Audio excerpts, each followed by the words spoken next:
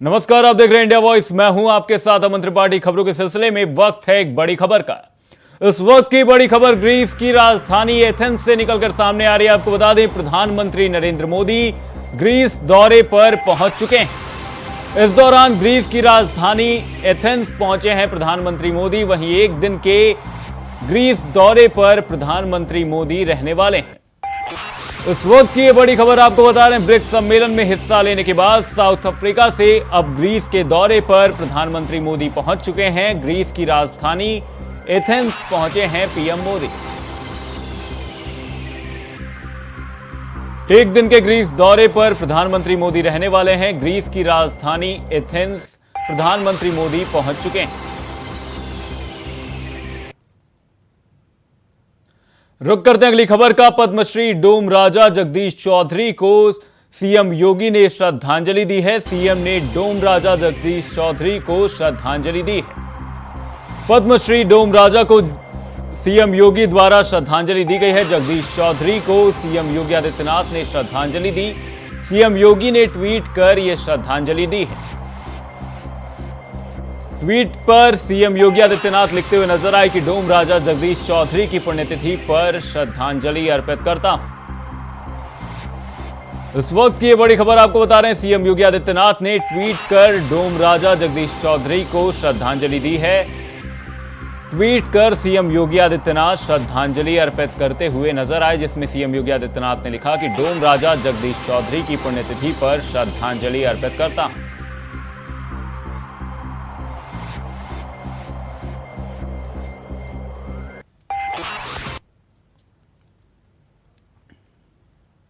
रुक करते हैं अगली खबर का। ईडी के खिलाफ सुप्रीम कोर्ट पहुंच चुके हैं सीएम हेमंत सोरेन। इस वक्त की बड़ी खबर आपको बता रहे हैं, ईडी के खिलाफ सुप्रीम कोर्ट पहुंचे हैं सीएम हेमंत सोरेन।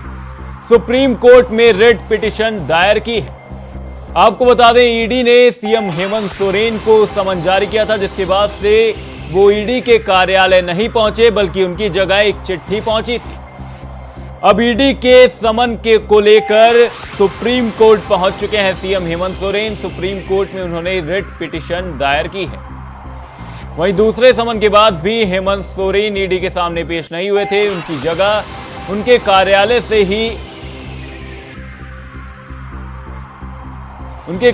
से एक चिट्ठी पहुंचाई गई थी। आपको बता दें, अब ईडी के खिलाफ सुप्रीम कोर्ट पहुंच चुके हैं सीएम हेमंत सोरेन। दूसरे समन के बाद भी CM Hemant Soren supreme ED के दफ्तर में नहीं पहुंचे थे, लेकिन अब आपको बता दें, सुप्रीम कोर्ट में हेमंत सोरेन द्वारा रिट पिटीशन दायर की गई है।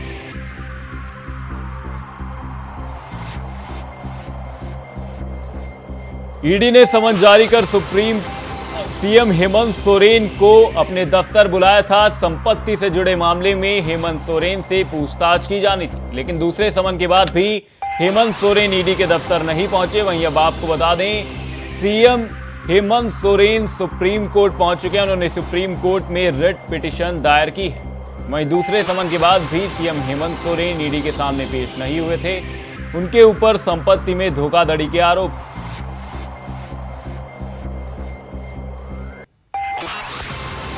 इसी खबर पर झारखंड से हमारे स्टेट हेड अभिजीत दुबे हमारे साथ जुड़े हुए हैं। अभिजीत, मैं आपसे जानना चाहूंगा कि अब सुप्रीम कोर्ट का रुख किया है सीएम हेमंत सोरेन ने। ईडी के खिलाफ सुप्रीम कोर्ट का दरवाजा खटखटाया है। अब क्या कुछ कयास लगाए जा रहे हैं सुप्रीम कोर्ट में? उन्होंने रिट पिटीशन दायर की, इसमें इन्होंने किस बात का हवाला दिया है? जी अमन, बिल्कुल। जैसे कि कल हेमंत सोरेन को ईडी ऑफिस आना था, उन्होंने 23 अगस्त को शाम को ही सुप्रीम कोर्ट में याचिका दाखिल कर दी थी, जिसका कल उनका केस दर्ज हुआ था और अभी उनको डेट मिला नहीं है।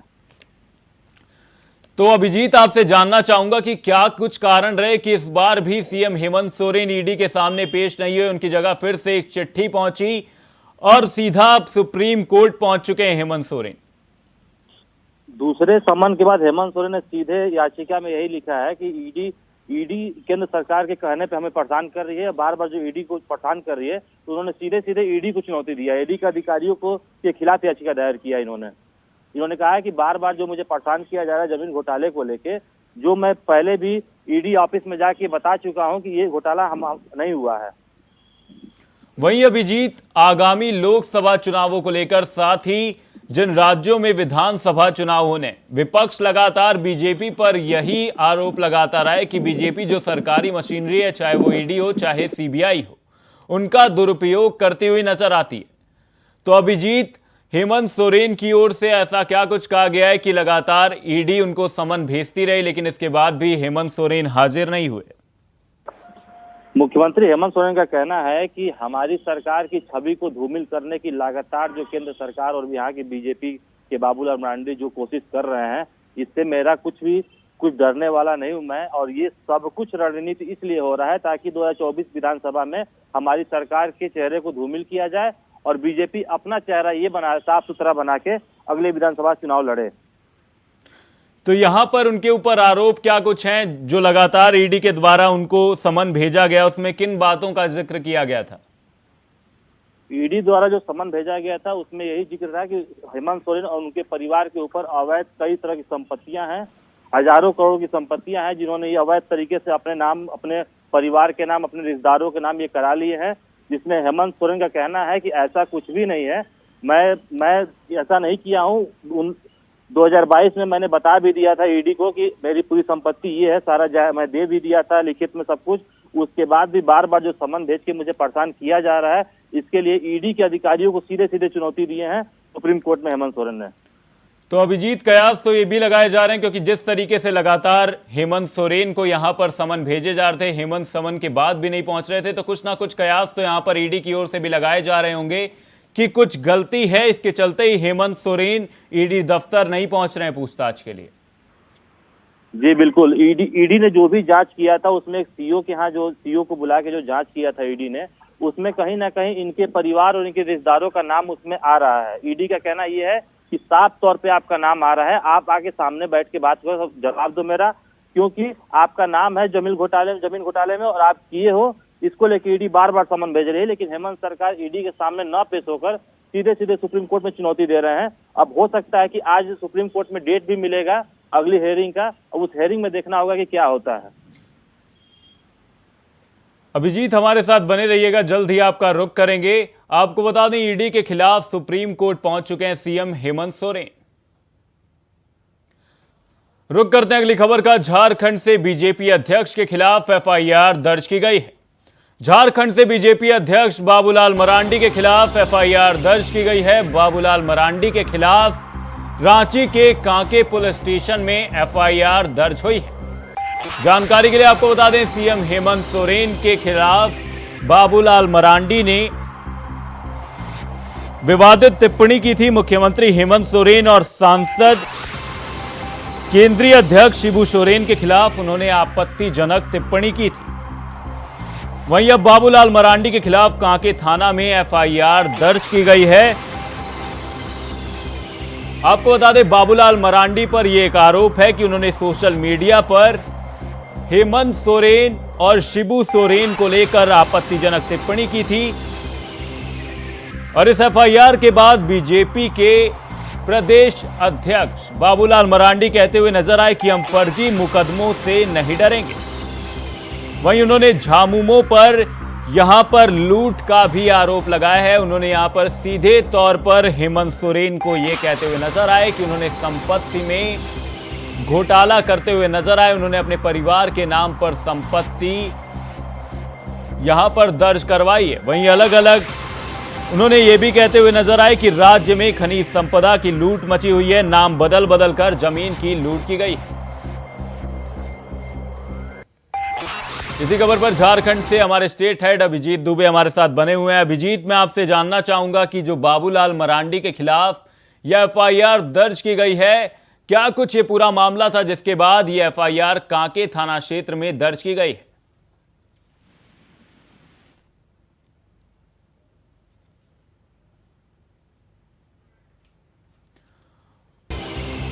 बाबूलाल मरांडी के खिलाफ एफआईआर दर्ज की गई है। आपको बता दें, झारखंड बीजेपी अध्यक्ष के खिलाफ आपत्तिजनक टिप्पणी करने के मामले में कांके थाना स्टेशन में एफआईआर दर्ज हुई।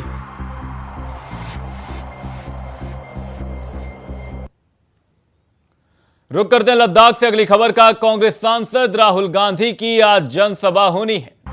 खबर लद्दाख से, जहां पर कांग्रेस सांसद राहुल गांधी आज जनसभा करते हुए नजर आएंगे। लद्दाख दौरे के दौरान आज राहुल गांधी जनसभा करने वाले हैं। वहीं लद्दाख के द्रास में राहुल गांधी श्रद्धांजलि देते हुए नजर आएंगे। 12:30 बजे कारगिल वॉर मेमोरियल पहुंचेंगे राहुल गांधी और कारगिल युद्ध के दौरान हुए शहीदों को राहुल गांधी श्रद्धांजलि देते हुए नजर आएंगे।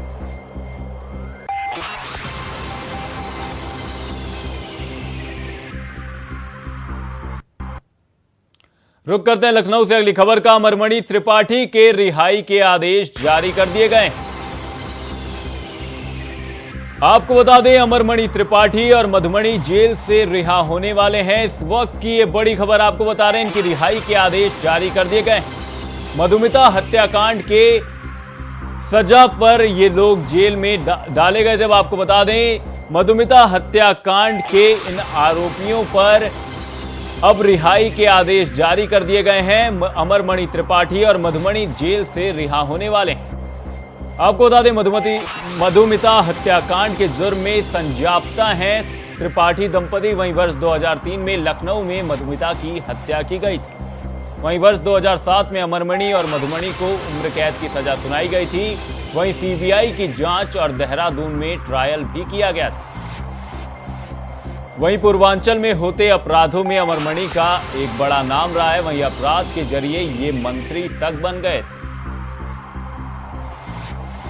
मधुमिता हत्याकांड के सजायाफ्ता अमरमणि त्रिपाठी को रिहाई के आदेश जारी कर दिए गए हैं। पूर्वांचल के अपराध में अमरमणि का नाम बड़ा रहा है। वहीं अमरमणि त्रिपाठी और मधुमणि जेल से रिहा होने वाले हैं।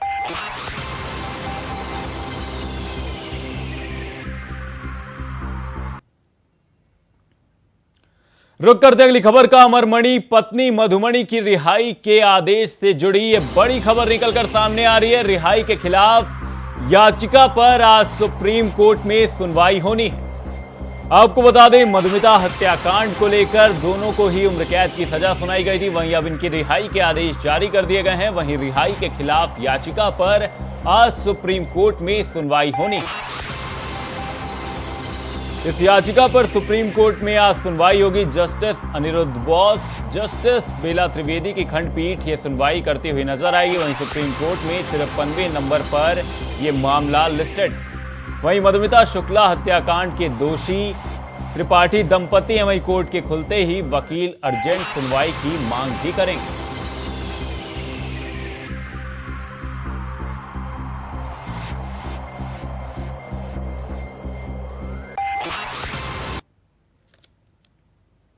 अगली खबर लखनऊ से, जहां पर पशुधन मंत्री धर्मपाल सिंह के ड्राइवर पर केस दर्ज किया गया है। खबर लखनऊ से, जहां पर पशुधन मंत्री धर्मपाल सिंह के ड्राइवर पर केस दर्ज हुआ है। 4 बाग रेलवे स्टेशन के रैंप पर उन्होंने गाड़ी चढ़ा दी थी। वहीं गाड़ी चढ़ाने पर आरपीएफ ने मुकदमा दर्ज कराया था। वहीं अज्ञात ड्राइवर के खिलाफ यह केस दर्ज किया गया था। वहीं मंत्री धर्मपाल पर केस लिखने से आरपीएफ पीछे हट गई। अज्ञात ड्राइवर के खिलाफ यह केस लिखा गया है। वहीं यहां पर सवाल यह उठ रहा है कि सरकारी फॉर्च्यूनर थी और मंत्री उसमें सवार थे। वहीं रेलवे एक्ट की धारा 159 में यह केस दर्ज किया गया है।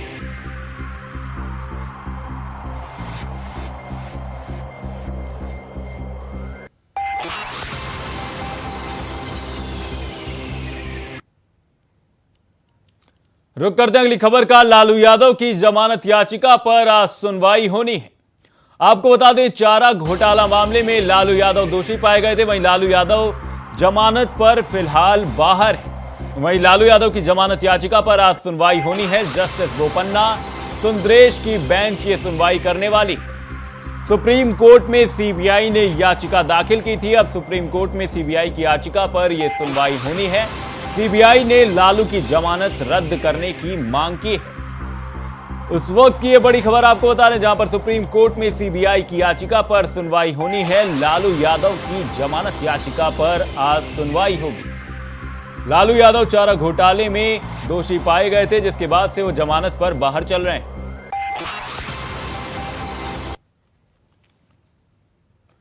डिफेंस को और मजबूत करने के लिए काउंसिल की ओर से 7,800 करोड़ रुपए की मंजूरी मिल चुकी है। मंत्रालय ने गुरुवार को अपने बयान में कहा कि डीएसी ने भारतीय सशस्त्र बलों के परिचालन क्षमताओं को बढ़ाने के लिए 7,800 करोड़ रुपए के प्रस्तावों की मंजूरी दे दी है। इस मंजूरी से उम्मीद है कि शुक्रवार को डिफेंस सेक्टर के शेयरों में उछाल आ सकता है।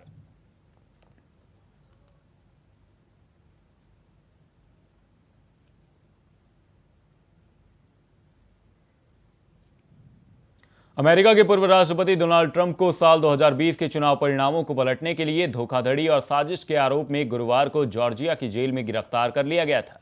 हालांकि ट्रंप को 2 लाख अमेरिकी डॉलर के मुचलके पर रिहा कर दिया गया, जिसके बाद वह न्यू जर्सी के लिए अपनी वापसी उड़ान के लिए हवाई अड्डे पर वापस चले गए।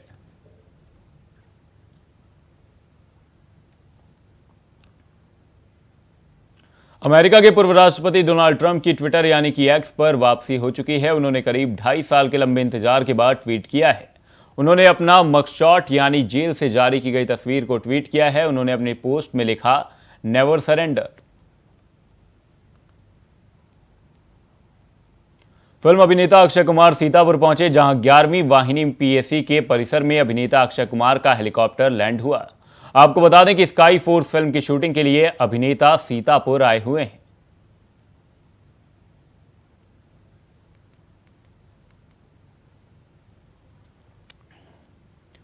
सहारनपुर में पुलिस और बदमाशों के बीच मुठभेड़ हो गई, जहां मुठभेड़ में एक बदमाश को गोली लगी है। आपको बता दें कि मुठभेड़ के दौरान बदमाशों ने पुलिस पर फायरिंग भी की थी, जहां पुलिस की जवाबी फायरिंग में एक बदमाश घायल हो गया और एक मौका देखकर फरार हो गया। तो वहीं घायल बदमाश के ऊपर 1 दर्जन से ज्यादा मुकदमे दर्ज हैं। वहीं घायल बदमाश को अस्पताल में भर्ती कराया गया है।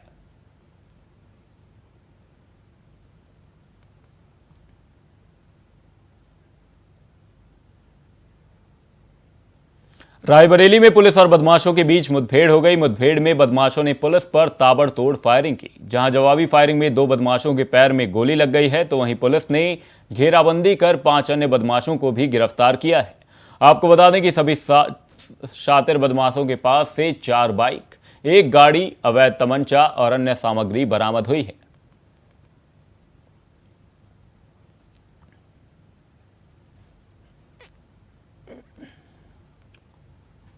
ललितपुर में पुलिस उप महानिरीक्षक झांसी पुलिस अधीक्षक के निर्देश पर संगीन धाराओं में फरार चल रहे अपराधियों की धरपकड़ तेज कर दी गई है, जहां एसओजी सर्विलांस टीम और जौनपुर पुलिस ने 25,000 का इनामी बदमाश पकड़ा है। आपको बता दें कि पकड़े गए अपराधी पर गैंगस्टर एक्ट के तहत महरोनी कोतवाली में मामला पंजीकृत है।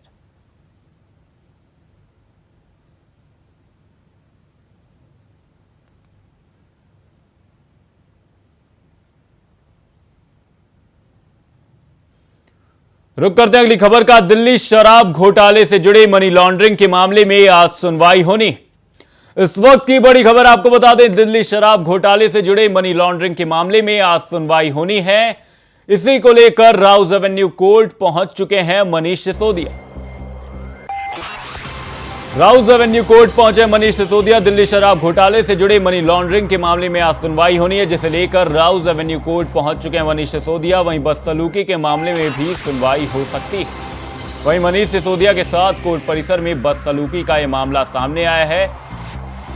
दिल्ली शराब घोटाले से जुड़े मामले में आज सुनवाई होनी है। मनीष सिसोदिया के साथ कोर्ट परिसर में बदसलूकी का मामला भी सामने आया था, जिसको लेकर आज सुनवाई की जा सकती है। फिलहाल मनीष सिसोदिया राउज एवेन्यू कोर्ट में पहुंच चुके हैं, जहां पर बदसलूकी के मामले में भी सुनवाई हो सकती है। दिल्ली शराब घोटाले से जुड़ा यह मामला था, जिसमें मनीष सिसोदिया को लेकर आज सुनवाई होनी।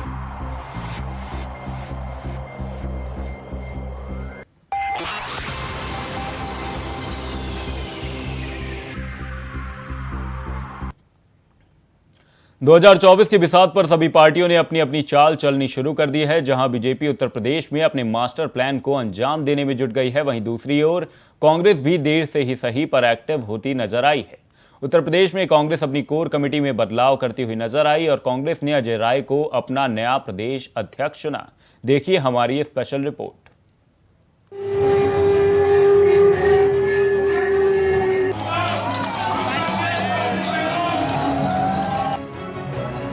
तो आखिरकार उम्मीदों के रथ पर सवार कांटों का ताज पहने उत्तर प्रदेश में कांग्रेस के नए खेवनहार अजय ने बतौर प्रदेश अध्यक्ष कप्तानी की कमान गुरुवार को विधिवत रूप से सौंप दी गई। वैसे तो ये लोकसभा चुनाव कांग्रेस के लिए एक आम चुनाव की तरह नहीं होगा। 2024 कांग्रेस की दशा और दिशा दोनों ही तय करने वाला है। साख का सवाल है, ये चुनाव कांग्रेस के रिपोर्ट कार्ड को तैयार करेगा। अब सबसे ज्यादा लोकसभा सीटों वाले राज्य उत्तर प्रदेश में कांग्रेस तैयारी करती हुई नजर आ रही है। अब उत्तर प्रदेश में अजय राय कांग्रेस की रीति, नीति और कूटनीति देखेंगे। अब उन्होंने यूपी कांग्रेस अध्यक्ष का पदभार संभाल लिया है। आपको बता दें कि ये वही अजय राय हैं जो 2014 और 2019 के चुनाव में नरेंद्र मोदी के खिलाफ वाराणसी से चुनाव लड़ा था। 2014 के मुकाबले 2019 में उनके वोटों का काउंट जरूर बढ़ा, लेकिन उन्हें चुनाव में बुरी हार का सामना करना पड़ा था। इतना ही नहीं, अजय राय बीजेपी से ही विधायक भी रह चुके हैं, लेकिन 2009 के लोकसभा चुनाव में वाराणसी सीट पर दावेदारी न मिलने से वो नाराज हुए और बीजेपी का साथ छोड़ दिया। समाजवादी पार्टी ज्वाइन की और उसे भी छोड़ दिया। अब सवाल ये, चेहरा बदलकर क्या कांग्रेस अपनी साख हासिल कर पाएगी? अजय राय एक बड़े भूमिहार चेहरे के तौर पर जाने जाते हैं, जिन्हें कांग्रेस ने कमान दी है। ब्रजलाल खाबरी जब उत्तर प्रदेश कांग्रेस के अध्यक्ष थे तो कांग्रेस ने सवर्ण के साथ दलित राजनीति को साधने की कोशिश की, मगर 10 महीने में ही चेहरा बदल दिया गया। अब अजय राय को उत्तर प्रदेश का प्रदेश अध्यक्ष बनाकर कांग्रेस भूमिहार वोट बैंक को साधने की कोशिश कर रही है। आपको बता दें, भूमिहार वर्ग की पकड़ ब्राह्मण और राजपूत दोनों ही वोट बैंक में नजर आती है। पूर्वांचल में 2 से 3% से अधिक भूमिहार नहीं है। वहीं अगर इंडिया गठबंधन की नजर से देखें तो कांग्रेस का ये पैंतरा फेल हो सकता है, क्योंकि इंडिया गठबंधन में कांग्रेस के साथ अखिलेश यादव भी हैं, जो मुस्लिम यादव समीकरण को साधने की कोशिश कर रहे हैं। ऐसे में अखिलेश के वोट बैंक से इतर कांग्रेस भूमिहारों को साधने की कोशिश कर रही है, जो पूर्वांचल की आबादी का सिर्फ 2 से 3% है। ऐसे में दाव फेल भी हो सकता है। वहीं बीजेपी लोकसभा चुनाव में मंडल कमंडल के रथ पर सवार है, यानी अब उत्तर प्रदेश में कांग्रेस प्रदेश अध्यक्ष का चेहरा बदलने का असर यूपी में कांग्रेस की सेहत पर कितना पड़ता है, ये तो आने वाला वक्त ही बताएगा। मगर इतना जरूर है कि नए कप्तान के पास ना मजबूत टीम है और ना ही सियासत की पिच मजबूत है और ना ही वक्त है कि वो टिक कर बल्लेबाजी कर पाएं। ऐसे में कांग्रेस में वो कौन सा चमत्कार कर पाते हैं, ये देखना दिलचस्प होगा। Bureau report, India voice, Lucknow.